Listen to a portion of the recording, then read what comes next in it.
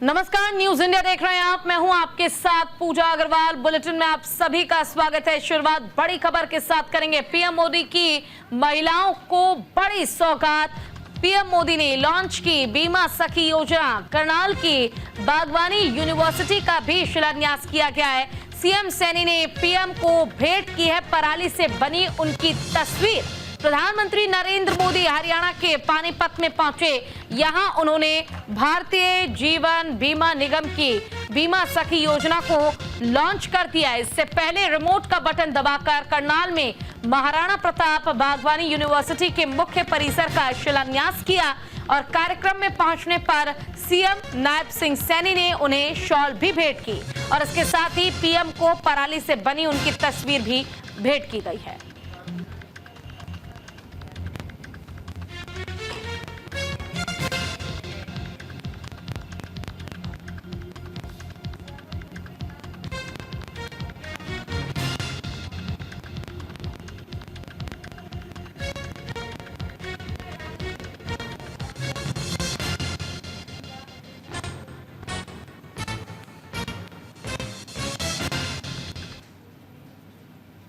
साथियों, विश्व को नीति और धर्म का ज्ञान देने वाली महान धरती पर आज के दिन आना और भी सुखद है।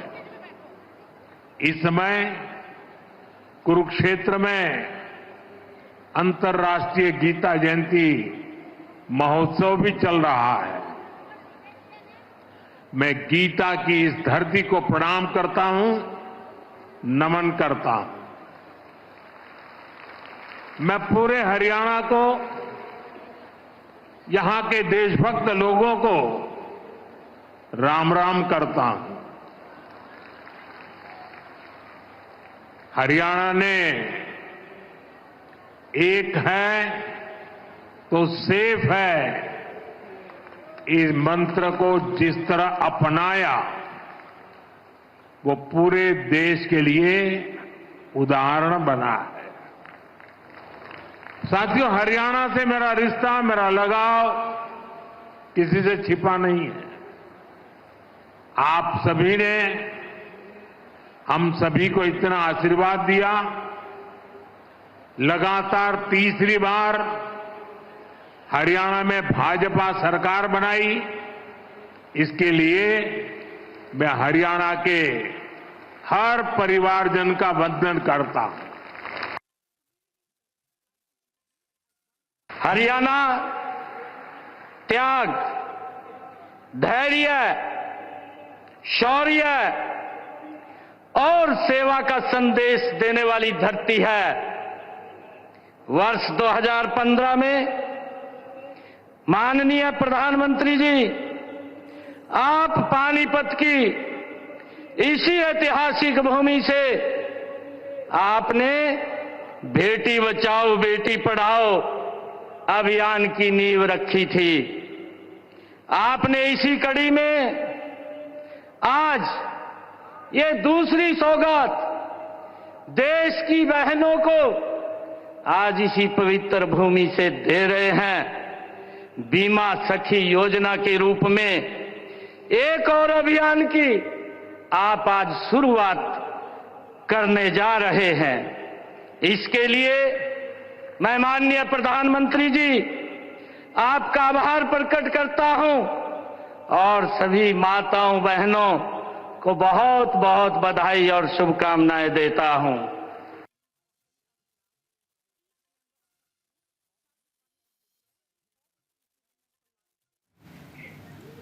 चलिए अब आपको बताते हैं आखिर क्या है बीमा सखी योजना। महिलाओं को आत्मनिर्भर बनाने वाली ये योजना है। 3 साल के लिए स्टाइपेंड स्कीम है ये। न्यूनतम शैक्षणिक योग्यता जो है वो 10वीं पास होनी चाहिए। 18 से 70 साल की महिलाएं आवेदन कर सकती हैं और 3 साल में 2 लाख रुपए सरकार आपको देगी। पहले साल 7,000 रुपए दिए जाएंगे, दूसरे साल में 6,000 रुपए दिए जाएंगे, तीसरे साल में 5,000 रुपए सरकार की ओर से आपको उसके बाद दिए जाने हैं 2 लाख रुपए, यानी कि 3 साल में सरकार आपको 2 लाख रुपए देगी। लेकिन आपको किश्त जो है वो कितनी देनी है? पहले साल में 7,000, दूसरे साल में 6,000, तीसरे साल में 5,000।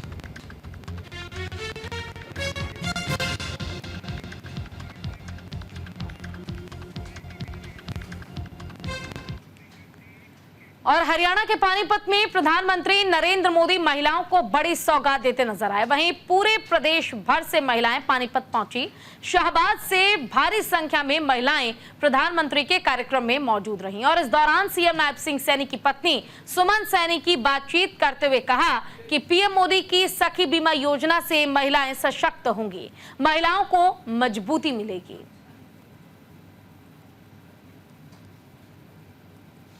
2015 के अंदर भी बेटी बचाओ बेटी पढ़ाओ अभियान की शुरुआत हुई, जहां बेटियों का स्तर बढ़ा है और लगातार मोदी जी की यही एक नीति रही है कि महिलाओं को सशक्त किया जाए, किस तरीके से आगे बढ़ाया जाए। आज महिलाएं धरातल से लेकर अंतरिक्ष तक अपनी छाप छोड़े हुए हैं। लगातार हर क्षेत्र के अंदर मेरी बेटियां, मेरी बहनें बढ़ चढ़कर योगदान दे रही हैं और हरियाणा की महिलाओं की तो क्या बात है, चाहे खेल के मैदान में लगा लो, हर क्षेत्र में मेरी महिलाएं सबसे आगे हैं और मैं सभी महिलाओं को आज बधाई दूंगी। वहीं करनाल पहुंचे केंद्रीय मंत्री मनोहर लाल ने पानीपत में प्रधानमंत्री नरेंद्र मोदी की ओर से महिलाओं की मिली सौगात को लेकर कहा कि सखी बीमा योजना से महिला जगत को काफी लाभ होगा, लोगों को राजयोग मिलेगा और साथ ही इतना ही नहीं, किसानों के लिए दिल्ली कूच को लेकर केंद्रीय मंत्री मनोहर लाल ने कहा कि किसानों को दिल्ली जाने से किसी ने रोका नहीं है, दिल्ली जाने का तरीका होता है, इस तरह के प्रदर्शन करके जाने से कोई लाभ नहीं होगा। देखिए, एक बहुत बड़ी योजना देश भर की बीमा सखी नाम से, और महिलाओं को किस प्रकार से सशक्त किया जाए, उनकी किस प्रकार से आमदन के आय के साधन बढ़ाए जाए और आम लोगों को बीमा के बारे में जागरूकता पैदा करने के लिए बीमा सखी नाम से जो नई योजना शुरू की जा रही है, निश्चित रूप से इसमें महिला जगत को भी लाभ होगा, लोगों को रोजगार भी मिलेगा। किसान दिल्ली जाना चाह रहे हैं तो उनको जाने से रोका किसी ने नहीं, लेकिन जाने का एक तरीका होता है। ये इस प्रकार के प्रदर्शनकारी तरीके का कोई लाभ नहीं है करने का। गुरुग्राम में बीजेपी नेता की गाड़ी पर हमला किया गया। बीजेपी नेता को मिली जान से मार देने की धमकी। बीजेपी नेता ने थाने में दर्ज कराई है एफआईआर। आरोपी की तलाश में पुलिस जुट गई है। गुरुग्राम में देर रात बीजेपी नेता और बीजेपी किसान मोर्चा के प्रदेश महामंत्री वीरेंद्र यादव की गाड़ी पर 2 युवकों ने हमला कर दिया और गाड़ी के शीशे तोड़कर मौके से फरार हो गए। ये सारी घटना घर के पास लगे सीसीटीवी कैमरे में कैद हो गई। बीजेपी नेताओं को इन गुंडों ने अब अपनी जान का खतरा सताने लगा है। बीजेपी नेता ने तुरंत इसकी सूचना पुलिस को दी है और पुलिस ने रिपोर्ट दर्ज करके जांच शुरू कर दी है, मगर आरोपी अभी भी पुलिस की पकड़ से बाहर है।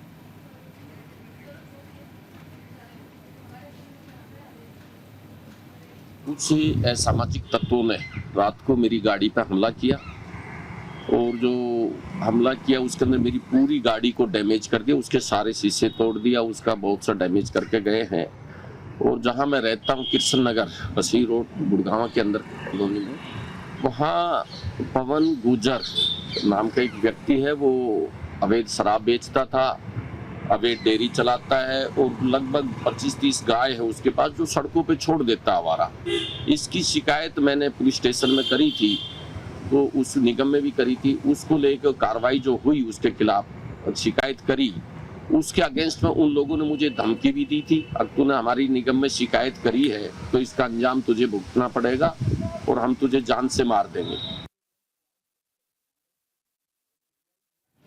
वहीं श्री अकाल तख्त साहिब की ओर से अकाली दल के बागी गुट को दी गई सजा आज सोमवार को पूरी हो गई, जिसके बाद पूरा बागी गुट श्री अकाल तख्त साहिब में पेश हुआ। अकाली दल के दागी गुट के सुखबीर सिंह बादल आज श्री दमदमा साहिब में गए, जहां वो आज की सजा पूरी कर रहे हैं। बागी गुट ने घोषणा की है श्री अकाल तख्त साहिब के आदेश अनुसार आज सुधार लहर का ढांचा भंग किया जा रहा है। सुखबीर बादल आज श्री अकाल तख्त साहिब में सेवादार की पेशकश पहने हाथ में भाला और गले में तख्ती लिए अपनी सजा काट रहे हैं। आज उनकी सजा का 7वां दिन है। सुखबीर बादल 10 दिसंबर तक दमदमा साहिब में सेवा देंगे।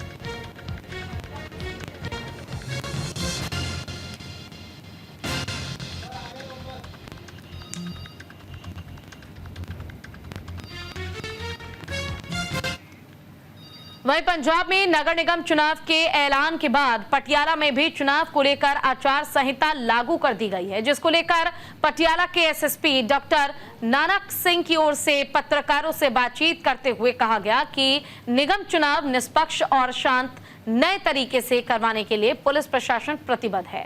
एसएसपी नानक सिंह ने कहा कि उनकी असामाजिक तत्वों पर हमारी पैनी नजर रहेगी।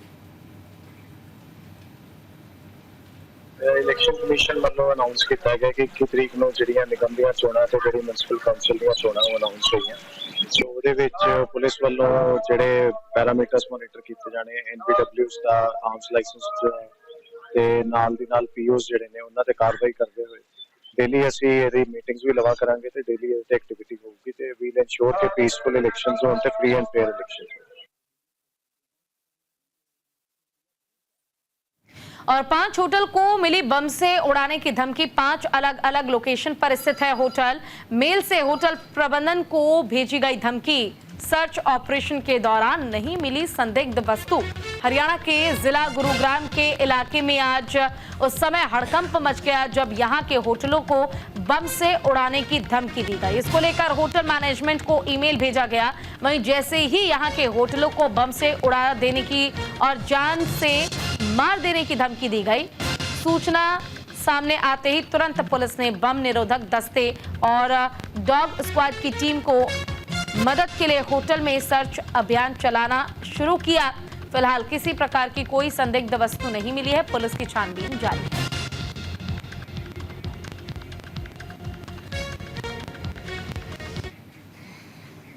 वहीं पंजाब में 5 नगर निगम और 44 नगर परिषदों और नगर पंचायतों के लिए 21 दिसंबर को मतदान होगा। राज्य निर्वाचन आयोग ने ये जानकारी दी है। वहीं इसके बाद पटियाला नगर निगम में अपने अपने वार्ड में चुनाव लड़ने के लिए अलग अलग सियासी पार्टियों के कार्यकर्ताओं ने एनओसी लेने के लिए नगर निगम का रुख किया है। वहीं चुनाव को लेकर पंजाब सरकार पर सवाल भी उठे हैं। नगर निगम से एनओसी लेने आए सुशील ने कहा है, हमें पंजाब सरकार से उम्मीद है कि वो निष्पक्ष चुनाव कराएगी, लेकिन ये चुनाव शहादत दिवस के बाद कराए जाते तो बेहतर होता। शांतमई तरीके ਸਾਡੇ ਕੋਲ ਕੋਈ ਵੀ ਐਸਾ ਦਿਨ ਨਹੀਂ ਹੈ ਜਿਸ ਦਿਨ ਥਾਣੇ ਤੋਂ ਫੋਨ ਨਹੀਂ ਆ ਰਿਹਾ, ਤੁਸੀਂ ਫਾਰਮ ਨਾ ਭਰੋ, ਤੁਹਾਨੂੰ ਚੱਕ ਕੇ ਲੈ ਜਾਾਂਗੇ, ਤੁਹਾਡੇ ਤੇ ਪਰਚਾ ਪਾਵਾਂਗੇ। ਮਤਲਬ ਕਿ ਤੁਹਾਨੂੰ ਮੈਂ ਫੋਨ ਦਿਖਾ ਸਕਦਾ। ਹੁਣ ਵੀ ਰਾਤੀ 11:30-12 ਵਜੇ ਵੀ ਫੋਨ ਆ ਰਹੇ ਆ ਕਿ ਹਾਂਜੀ ਕਿੱਥੇ ਹੋ ਥਾਣੇ ਦੇ ਵਿੱਚੋਂ। ਮਤਲਬ ਕਿ ਪੂਰੀ ਥ੍ਰੈਟ ਦੀ ਇਹਨਾਂ ਦੀ ਉਹ ਕਰ ਰਹੀ ਹੈ, ਪੋਲਿਟਿਕਸ ਚੱਲ ਰਹੀ ਹੈ। ਇਹਨਾਂ ਨੂੰ ਇਹ ਹੈ ਕਿ ਕਿਸੇ ਤਰ੍ਹਾਂ ਸੰਦੀਪ ਮਲਹੋਤਰਾ ਫਾਰਮ ਨਾ ਭਰੇ। ਤਿਆਰੀ ਕਾਂਗਰਸ ਆਈ ਹਮੇਸ਼ਾ ਤਿਆਰ ਇਲੈਕਸ਼ਨ ਲਈ, ਪੂਰੇ ਤਤਪਰ ਆ, ਸਾਰੇ 'ਚ ਪੂਰਾ ਜੋਸ਼ ਆ। ਇਲੈਕਸ਼ਨ ਜਿਹੜੀ ਇਹਨਾਂ ਨੇ ਬਹੁਤ ਲੇਟ ਕਰਵਾਤੀ ਆ ਆਮ ਆਦਮੀ ਪਾਰਟੀ ਸਰਕਾਰ ਨੇ। ਚਲੋ ਦੇਰ ਹੈ ਦਰੁਸਤ ਹੈ, ਹੋਈ ਤਾਂ ਸ਼ੁਰੂ ਇਲੈਕਸ਼ਨ। ਨਹੀਂ, ਉਹਨਾਂ ਦੀ ਜਿਹੜੀ ਵਿਚਾਰਧਾਰਾ ਬਿਲਕੁਲ ਸਹੀ ਸੀ, ਅਸੀਂ ਵੀ ਐਗਰੀ ਕਰਦੇ ਆ। ਪਰ ਹੁਣ ਜੋ ਸਰਕਾਰ ਨੇ ਕਰਨਾ, ਲੜਨਾ ਤਾਂ ਪੈਣੀ, ਉਸੇ ਹਿਸਾਬ ਨਾਲ ਲੜਾਂਗੇ। ਪਰ ਅਸੀਂ ਤਾਂ 1 ਸਾਲ ਤੋਂ ਤਿਆਰੀ ਕਰ ਰਹੇ ਹਾਂ। ਜਦ ਦੇ ਅਸੀਂ 2 ਸਾਲ ਤੇ ਇਹਨਾਂ ਨੇ ਫ੍ਰੀ ਕੀਤੇ ਹੋਏ ਆ, ਸਾਡੀ ਉਦੋਂ ਦੀ ਤਿਆਰੀ ਹੈ ਇਲੈਕਸ਼ਨ ਦੀ। ਅਸੀਂ ਨਗਰ ਨਿਗਮ ਪਟਿਆਲਾ ਦੇ ਵਿੱਚ ਨੋ ਡਿਊ ਸਰਟੀਫਿਕੇਟ ਐਨਓਸੀ ਜਿਹੜੀ ਹੈ ਅਪਲਾਈ ਕਰਨ ਵਾਸਤੇ ਕਾਰਪੋਰੇਸ਼ਨ 'ਚ ਪਹੁੰਚੇ ਆ ਤੇ ਕਾਰਪੋਰੇਸ਼ਨ ਦੇ ਅਫਸਰਾਂ ਦਾ ਬਹੁਤ ਵਧੀਆ ਇੰਤਜ਼ਾਮ ਦੇਖਣ ਨੂੰ ਮਿਲ ਰਿਹਾ ਕਿ ਸਾਰੇ ਇੱਕੋ ਹੀ ਕਮਰੇ ਦੇ ਵਿੱਚ ਬੈਠ ਕੇ ਜਿਹੜੇ ਵੀ ਲੋਕ ਕੌਂਸਲਰ ਦਾ ਇਲੈਕਸ਼ਨ ਲੜਨਾ ਚਾਹੁੰਦੇ ਆ ਉਹਨਾਂ ਦੇ ਫਾਰਮ ਜਿਹੜੇ ਆ ਭਰੇ ਜਾ ਰਹੇ ਆ ਤੇ ਸਾਨੂੰ ਲੱਗਦਾ ਹੈ ਸਰਕਾਰ ਤੋਂ ਆਸ ਹੈ ਕਿ ਸਹੀ ਚੋਣਾਂ ਕਰਾਉਣਗੇ ਤੇ ਅੱਜ ਜਿਹੜੇ ਇਲੈਕਸ਼ਨ ਲੜਨਾ ਚਾਹੁੰਦੇ ਆ ਉਹਨਾਂ ਨੂੰ ਅੱਜ ਦੀ ਡੇਟ ਦੇ ਵਿੱਚ ਹੀ ਐਨਓਸੀਆਂ ਮਿਲ ਜਾਣਗੀਆਂ ਕਿਉਂਕਿ ਸਰਕਾਰ ਨੇ ਸਮੇਂ ਬਹੁਤ ਘੱਟ ਦਿੱਤਾ ਹੈ। 2-3 दिन ਦੇ ਵਿੱਚ ਤੁਹਾਨੂੰ ਸਾਰੀ ਆਪਣੀ ਡਾਕੂਮੈਂਟ ਪੂਰੇ ਕਰਕੇ ਆਪਣੀ ਨੋਮੀਨੇਸ਼ਨ ਜਿਹੜੀ ਆ ਉਹ ਫਾਈਲ ਕਰਨੀ ਹੈ ਤਾਂ ਅੱਜ ਉਸੇ ਵਾਸਤੇ ਐਨਓਸੀ ਲੈਣ ਵਾਸਤੇ ਅਸੀਂ ਆਏ। वहीं शाहबाद से आ रही तेज रफ्तार कार डिवाइडर पार करके दूसरी ओर से आ रहे ट्रक से जा टकराई। टक्कर इतनी ज्यादा जोरदार थी कि कार के परखच्चे उड़ गए। वहीं कार सवार 3 युवकों की मौके पर ही मौत हो गई। सूचना मिलने पर पड़ाव थाना पुलिस मौके पर पहुंची। पुलिस ने तीनों मृतकों के शव को कब्जे में लेकर पोस्टमार्टम के लिए भेज दिया है और इसी के साथ पुलिस आगे की कार्रवाई में भी जुट गई है।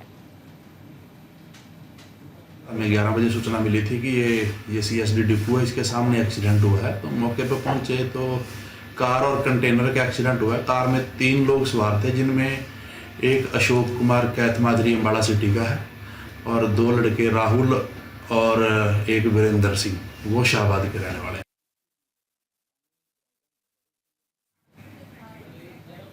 वहीं हिमाचल प्रदेश में ताजा बर्फबारी के बाद लोगों की दुश्वारियां बढ़ गई हैं। सड़कों पर बर्फ जमने से हादसों का भी खतरा बढ़ता जा रहा है।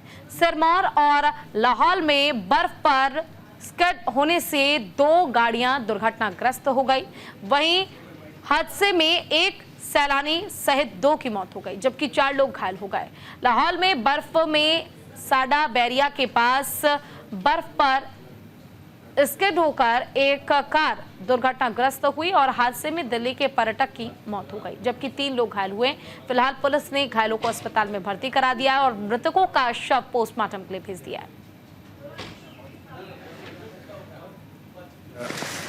यहाँ जो रोंडी और चौरास के बीच का जो पॉइंट है, यहाँ पे एक गाड़ी रात को एक्सीडेंट हुई है और गाड़ी कुफुई की ओर से सोलन की ओर जा रही थी, जिसमें कि 3 लोग सवार बताए जा रहे हैं और एक की मौके पर कुछ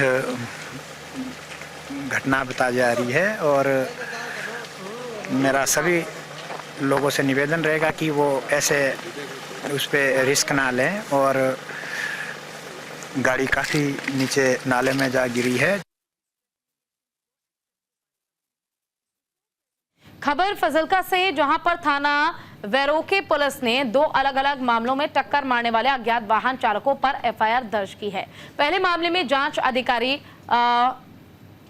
मुख्तियार सिंह ने बताया कि उनको दर्शन सिंह वासी चक और सुरघुरी ने बयान दर्ज करवाए थे कि 6 दिसंबर को बेटे की श्री मुक्तसर साहिब अकादमी जाने के दौरान सड़क दुर्घटना में मौत हो गई थी। वहीं दूसरे मामले में जतेंद्र कुमार वासी ने बताया था कि उनके बेटे की गांव चक जानेसर के पास अज्ञात वाहन से दुर्घटना में मौत हो गई थी। पुलिस ने दोनों मामले में FIR दर्ज की है और आरोपी की तलाश में जुट गई है। एसएस नगर पुलिस को एक बड़ी सफलता हाथ लगी, जिसमें हरियाणा के 3 अपराधियों को पकड़ा गया है, जिनके पास से पुलिस ने एक 315 बोर पिस्टल, 10 जिंदा कारतूस और एक स्कॉर्पियो कार बरामद की है। गिरफ्तार किए गए लोगों के खिलाफ हरियाणा में कई आपराधिक मामले दर्ज हैं। प्राथमिकी फाइल कर नेटवर्क का खुलासा करने के लिए आगे की जांच जारी है। वहीं हिमाचल प्रदेश के अधिकतर हिस्सों में सीजन की पहली बर्फबारी हुई है। बर्फ देखकर पर्यटकों के साथ साथ पर्यटन कारोबारियों और किसानों के साथ ही बागवानों के चेहरे भी खिल उठे हैं। बर्फ जमने के बाद सड़कों पर फिसलन बढ़ गई है। ऐसी सड़कों पर वाहन चलाना जोखिम भरा हो गया है। मौसम विभाग के पूर्वानुमान के मुताबिक प्रदेश में लाहौल स्पीति, कांगड़ा, चंबा, कुल्लू, शिमला, मंडी, सोलन और सिरमौर की ऊंची चोटियों ने बर्फ की सफेद चादर ओढ़ ली है। बर्फबारी ने ऊंचाई वाले इलाकों में लोगों की मुश्किलें और बढ़ा दी है। वहीं हिमाचल प्रदेश में बीते दिन 6 जिलों में लंबे सूखे के बाद बारिश और बर्फबारी देखने को मिली। शिमला में खासकर दिसंबर महीने में बर्फबारी काफी सालों बाद देखने को मिली है। 2012 में दिसंबर महीने के पहले सप्ताह में बर्फबारी हुई थी। वहीं उसके बाद अब 9 दिसंबर को बर्फबारी हुई है। हालांकि शिमला में 2.7 सेंटीमीटर बर्फबारी भी हुई, लेकिन लाहौल स्पीति के कोकसर में 6.7 सेंटीमीटर बर्फ दर्ज की गई है। बर्फबारी होने से तापमान में 3 डिग्री तक कमी दर्ज की गई है। वहीं ऊंचाई वाले हिस्सों में बारिश बर्फबारी की आशंका मौसम विभाग ने जताई है। करें तो प्रदेश के जो मध्यवर्ती क्षेत्र हैं और जो हाई हिल्स के डिस्ट्रिक्ट हैं, वहाँ पे बर्फबारी के साथ हल्की बारिश दर्ज की गई है। देखिए डिस्ट्रिक्ट वाइज देखिए लाहौल स्पीति, शिमला, किन्नौर, कुल्लू, मंडी, बिलासपुर, सोलन, इन क्षेत्रों में हल्के से मध्यम बारिश दर्ज की गई है। और अगर आंकड़ों की बात करें तो देखिए कोकसर में 6.57 सेंटीमीटर दर्ज की गई थी, शिमला शहर में 2.5 सेंटीमीटर दर्ज की गई थी, किलोंग में 3 सेंटीमीटर के आसपास। तो और जो बारिश है वो कंडाघाट में 2.2 थी। जो बारिश थी वो पूरे क्षेत्र में, जैसे आप बिलासपुर, हमीरपुर में हल्की बारिश दर्ज की गई थी। तो बीते 24 घंटों में स्कैटर टाइप की एक्टिविटी दर्ज की गई है। वहीं कुरुक्षेत्र के थीम पार्क में यज्ञ सम्राट स्वामी हरि ओम की ओर से 18 मार्च से 27 मार्च तक 102वां 1008 कुंडिया महायज्ञ किया जाएगा, जिसका भूमि पूजन किया जाएगा। और इस भूमि पूजन में यज्ञ सम्राट स्वामी हरि ओम, बीजेपी प्रदेश अध्यक्ष मोहन लाल बड़ोली, कैबिनेट मंत्री कृष्ण कुमार बेदी, पूर्व राज्य मंत्री सुभाष सुधा और विधायक पवन खरखोदा शामिल हुए। वहीं जन जागृति यात्रा जो 27 दिसंबर तक पूरे हरियाणा के सभी जिलों में जाएगी, उसको लेकर भी हरी झंडी देकर रवाना किया गया। सम्राट स्वामी हरि ओम ने कहा कि पिछले 10 सालों में संतों का मान सम्मान बढ़ा है और इन 10 सालों में देश विश्व गुरु की ओर अग्रसर हुआ है। यज्ञ सम्राट जिनके सानिध्य में मैं लंबे समय से इस संस्थान से जुड़ा हुआ हूं। अब जितने महाराज जी ने शहरों के जिलों के नाम बताए, मेरा सौभाग्य है कि प्रत्येक यज्ञ में मैं सम्मिलित रहा हूं। कोरोना काल के दौरान जो महायज्ञ यहाँ पर थीम पार्क में हुआ था, उसमें प्रथम दिन से लेकर उसके समापन तक प्रत्येक गतिविधि में मैं अपने परिवार के सहित उसमें शामिल रहा हूं। वहीं यमुनानगर में आज से 3 दिन के लिए गीता जयंती का कार्यक्रम रखा गया और इस कार्यक्रम का शुभारंभ यमुनानगर से विधायक घनश्याम दास अरोड़ा ने हवन यज्ञ में बैठकर आहुति डालकर किया। ऐसे में इस कार्यक्रम में तरह तरह की झांकियां और कई प्रकार के काउंटर भी लगाए गए। वहीं विधायक ने इस पूरे कार्यक्रम को लेकर कहा कि हमें गीता जरूर पढ़नी चाहिए और गीता में बताए रास्ते पर चलकर आगे बढ़ना चाहिए। और अब खबर रोहतक से है, जहां पर रोहतक पुलिस और बदमाशों के बीच मुठभेड़ हो गई। मुठभेड़ में 2 बदमाश गंभीर रूप से घायल हो गए, जिन्हें पीजीआई में भर्ती कराया गया। मिली जानकारी के मुताबिक पुलिस को गोहाना रोड पर कृष्णा डेयरी के पास बदमाशों के होने की सूचना मिली थी, जिसके बाद अपराध जांच शाखा की एक टीम ने बदमाशों को घेरा और सरेंडर करने के लिए कहा, जिसके बाद बदमाशों की ओर से फायरिंग शुरू की गई। वहीं जवाबी फायरिंग में 2 बदमाशों के पैर में गोली लग गई। पुलिस ने बताया कि आरोपी बारात में हुए मर्डर से संबंधित है।